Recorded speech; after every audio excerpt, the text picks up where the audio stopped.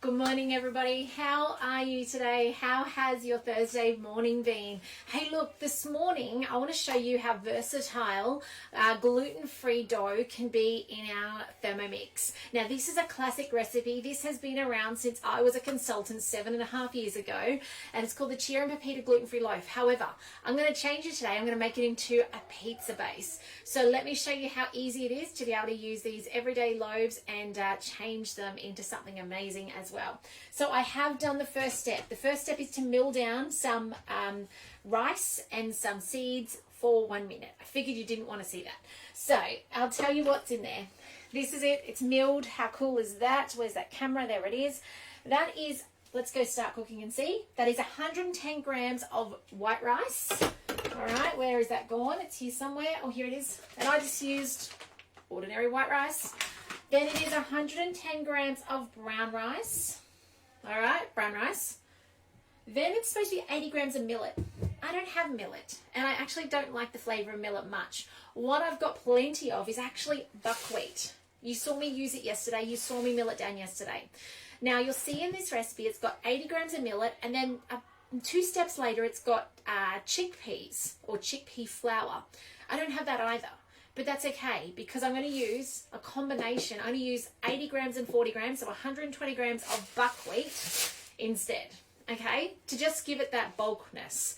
That's all I'm doing. I have done it before with more rice. That worked as well. It just needs more substance, okay? So it doesn't really matter. You can follow it to a T and add the millet and the chickpea flour, or you can do like I did and actually just add 120 grams of the buckwheat and mill that down. So it milled down for 1 minute, speed 9, and it made that beautiful powder I showed you a second ago. Do say hi if you're on today, by the way. Has anyone tried this recipe? If you've got friends and family around you who are gluten-free, do this recipe for them. Make it into a beautiful loaf of bread because it is phenomenal. It lasts a couple of days without going stale. It's really like a seeded loaf. It really doesn't feel like it's gluten-free. So it is beautiful, okay? So, meanwhile, grease a deep-sided loaf tin and set aside. I've actually got my pizza tray here from the Mix Shop Rose Gold pizza tray. I've actually got one of my green liners on it. I'll talk more about the green liners another day, but they're awesome. They kind of act like baking paper, but I need it this time to stop the dough going through the holes in the pizza tray because the doughs on gluten-free are always borderline a cake batter. They're nearly that stickiness and tackiness you'd expect from a cake batter. They're not a dough like you'd expect from glutinous stuff, like you'll see this afternoon when I come back and do croissants with you. So, there's our 40 grams of besan or chickpea flour. Let's keep going. 140 grams of arrowroot or tapioca, you might know this as. Normally comes in a yellow cylinder in the baking section. Oh, the kids have been amazing. They weighed this all out for us this morning.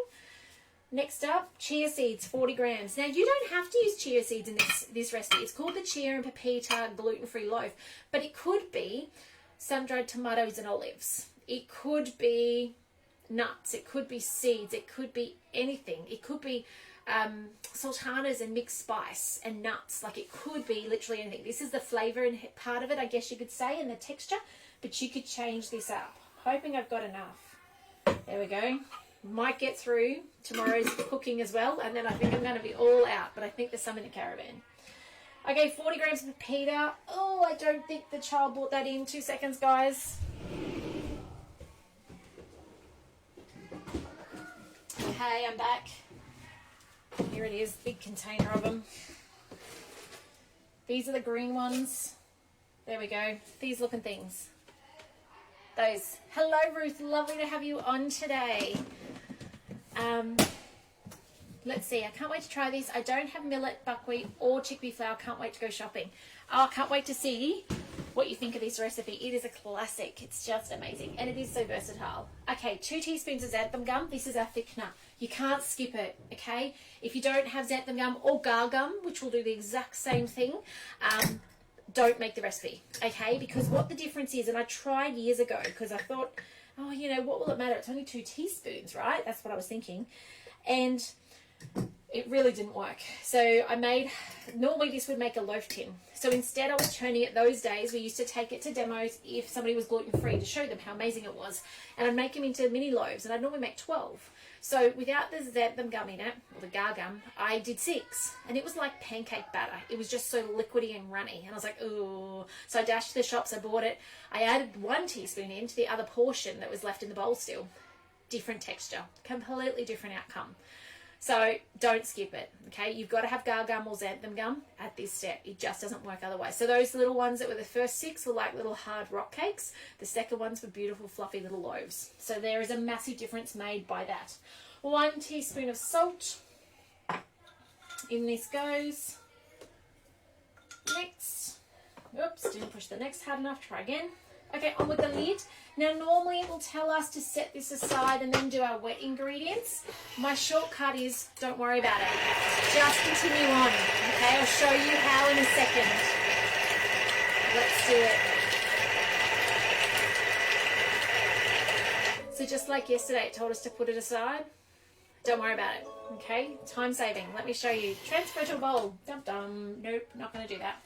2 tablespoons of honey, so there's a sweetener in it. I'm using my brown rice syrup. You could even put in normal raw sugar. That's perfectly fine. Use what you've got. Hey, don't go shopping for honey if you don't have it. Certainly, and I don't know that that was 2 tablespoons. That was probably more like a teaspoon, but that's okay. Okay, some water. Hopefully there's enough in here. 400 grams. So what are you making in lockdown? I'd love to know. If you are in Brisbane or somewhere else around the country and in lockdown at the moment, what are you cooking? Are you stocking the fridge and freezer for when life gets busy next term? I'd love to know. If you've got kids, if you put them to work cooking. I'm just going to cut it a little bit short because otherwise I'll put too much in. Okay, here's our yeast. Thank goodness for having staples like yeast in your freezer. Hey, 2 teaspoons of yeast. Just a little tip, try not to drop your yeast on your salt. They are enemies and they will kill each other, so that the yeast then won't do its job. All right. Okay, on with the lid. It would normally warm this up, I think. We're not going to worry about that. So now we're just going to keep going on to the oil. It would normally get that warming up process started. Don't worry about it, as long as you haven't used tap water. And I mean, when you've got all the flour in there anyway, it's not going to do a very good job. So don't worry about it.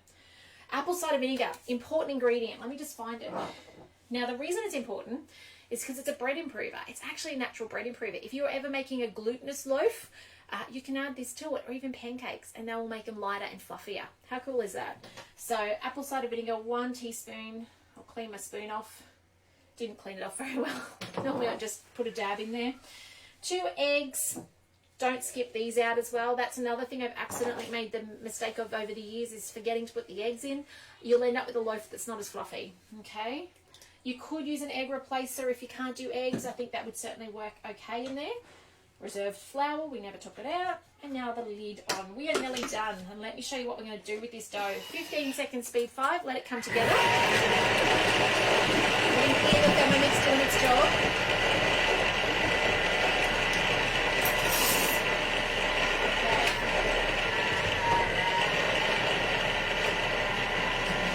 There we go, it's done.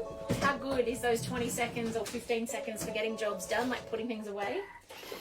Scrape down the sides with spatula. We'll just give it a scrape down, because gluten-free stuff is, as I said yesterday, very floaty, particularly the arrowroot flour. It is the worst. It's just sticking around the sides and on the lid. Won't worry about the lid so much, but give it a push down, make sure it all gets incorporated and nothing goes to waste. Okay. Now you notice how sticky it is. It is a sticky dough. Let's put the lid on. All right, up to speed 5 again, 5 seconds. Just combine those last little bits in. Then I'm going to show you what we do. Now those of you who work with gluten-free all the time would know that there's a couple of tricks. If you were going to dump this in a loaf tin, happy days. You're going to dump it in a loaf tin, you're going to cover it, you're going to let it rise till it's doubled, about an hour, half an hour in a warm spot, and then you're going to cook it. And it's going to be phenomenal. You do have to wait till it cools though before you cut it, otherwise it dries out the inside. So make sure you're patient. However, we are doing it on here. So first things first is I needed to put this on to stop the dough falling through the center. There's our dough. How cool does that look? And now By the way, if you don't like the texture in it, I know that when we initially started gluten-free, my kids were not a fan of nuts and seeds as a texture in it. In that case, mill them down at the first step with the rice. Just make them disappear. So I do have black chia seeds today as well, which is obviously going to change that texture a bit as well. But yes, make sure, just mill them down. It doesn't matter that there's no texture there. No one will even notice the difference unless you tell them that it was different. So, all right.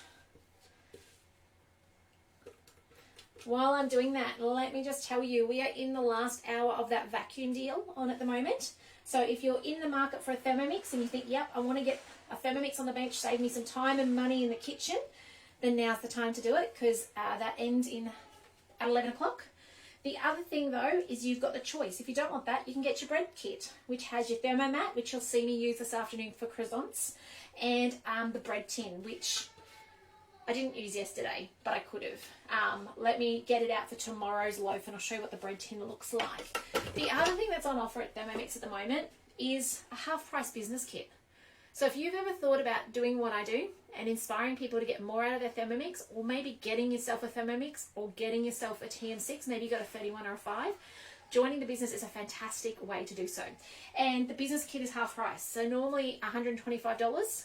This month, $62.50. You're going to get a thermoserver, you're going to get a thermomat, you're going to get the travel bag, and all training stationery. It's a game changer. I love what the business has done for me and my family, and I would highly suggest that if you have an inkling, just an inkling, that you might like to do it, and you've got people around you watching you going, oh, she's got a Thermomix, what does that do? Give it a go. It's just amazing. So, anyway, let's get back to dough. And reach out though. Let me know so I can send you the information so you can get more information and decide if it's right for you.